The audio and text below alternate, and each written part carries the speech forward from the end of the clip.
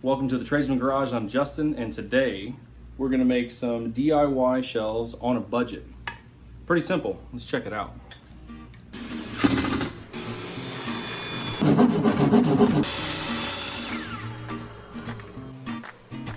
So we start by cutting a 2x8 down to length. For this specific project, I'm cutting them down to 27 inches, and I'm going to be making 3 shelves at a time. I make my first cut, and then I'll set up a stop block to make this cutting process a lot faster. I'll leave a list of supplies that I used and tools that I used during the video in the description below. Additionally, I'll post a link to the original video that I found on YouTube to follow those plans.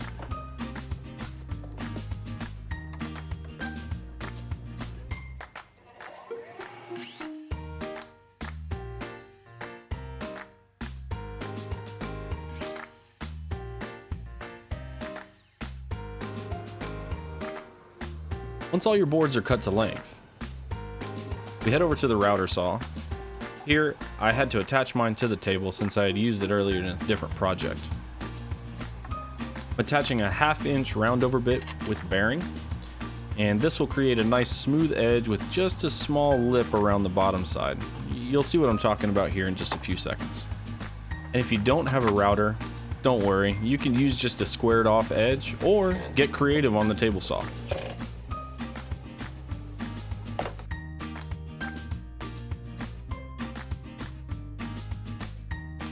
Here, I'm checking for grain patterns, any notches, which edges would be better for the front versus the back, and then I mark those down so I know which sides I'm going to actually be routing over.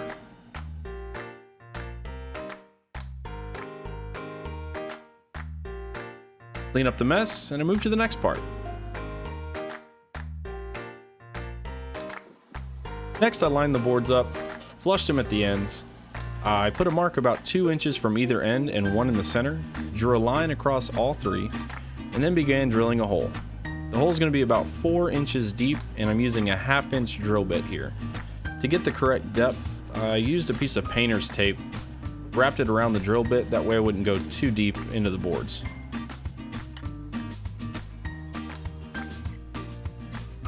After that, I clamped the boards down and began sanding. I'm using 120 grit. That's typically what I use in almost all of my projects. I really don't have to go any higher than that since I'm really not trying to buff the wood out. I'm just trying to get it smooth.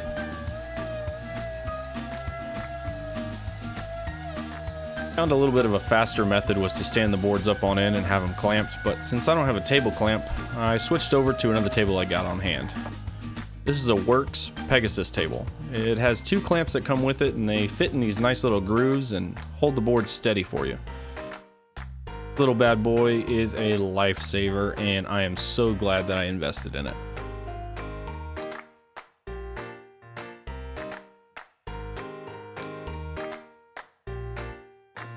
Now that the boards are sanded, we're going to rip off the back edge. This edge is going to act as the mount for the wall.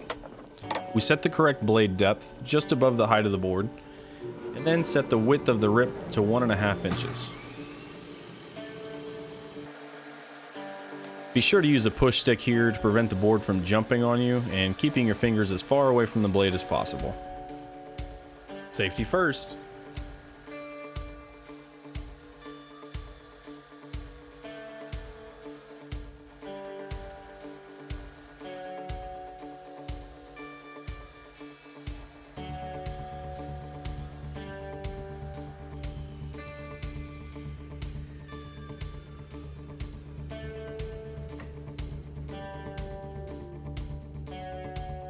Now that all the boards are ripped down to length, we're going to use a 1/2 inch Oak Dowel, and we're going to cut them down to 4 inches. I used a stop block to make this process much faster.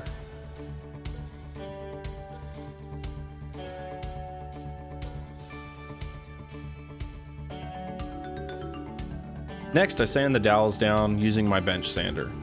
Here, what I'm trying to do is get the dowels to slide freely in and out of the bigger part of the board, at least with minimal resistance. As I'm doing this process, I'm taking each dowel that I'm sanding and I'm test fitting them in either one of the boards. This way I know that that fit is just right and right where I need it.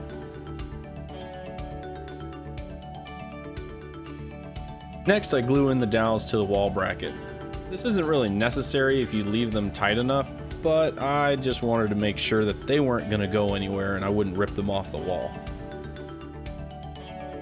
I found that some of the holes that I drilled were a little more shallow than the other ones were, so the dowel actually ended up sticking out of the back side of the boards here. That's okay. I'm going to mark it with a pencil, and eventually I'll go back and cut off the excess so it'll sit flush against the wall. Mistakes were made.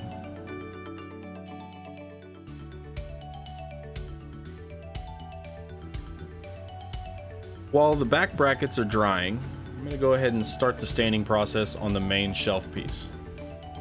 For this video specifically, I was using a slate color stain made by Minwax. It's a semi-transparent and it'll actually give a really nice little grain look to it while making it have a more modern yet rustic appeal. You can paint these, stain these, or you can just put a varnish over the top and let the actual wood color flow through. Let me know in the comment section below what you prefer. Do you like stain? Do you like paint? Or just the natural wood color with a clear coat?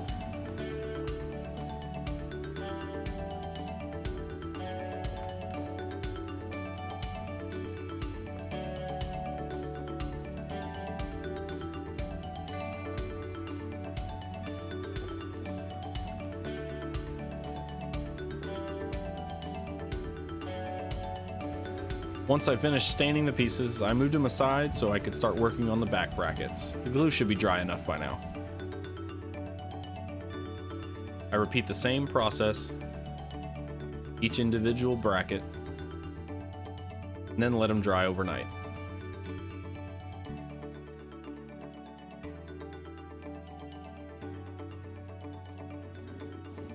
The next day I came back and used a flush trim saw to cut off the back notches of the dowel. A good tip that I should have done here was to put some painter's tape on the actual bracket itself so I wouldn't scuff the back, but then again it is the back of the board and nobody's really going to see it anyway. Once I did that, I sanded the dowels down so they were just below the surface of the back of the board. This would allow it to sit flush up against the wall.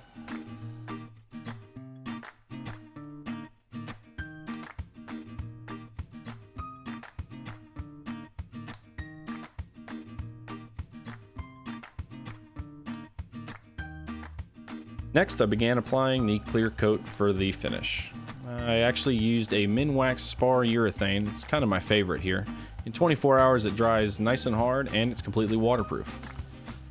I can't even remember how many coats that I put on these. I want to say 3. It's a little excessive, but more protected the better, right? Before the final coat, I sanded them down with 220 Grit Sandpaper just to knock down any rough spots and then applied a really thin coat to finish it off. Let them dry for a little bit before handling them, and there you go, they're done. Made a couple of these in the past. These ones are in my bathroom. I've got a couple upstairs in my game room, and they're pretty functional and they have a really nice look to them. I like them. Hey, thanks for watching. If you liked what you saw, hit the like button and let me know how I'm doing in the comment section below. Be sure to subscribe and hit the bell notification because the next video, we're going back to cornhole boards. This time we're using a Cricut Maker, vinyl skins, and a homemade gel stain that the color is going to come out pretty cool. Don't miss that video. It should be here in about a week or so. While you're waiting, check out the how-to on American flag cornhole boards, our first video of the channel. Let me know how we're doing, and thanks for watching. Take care.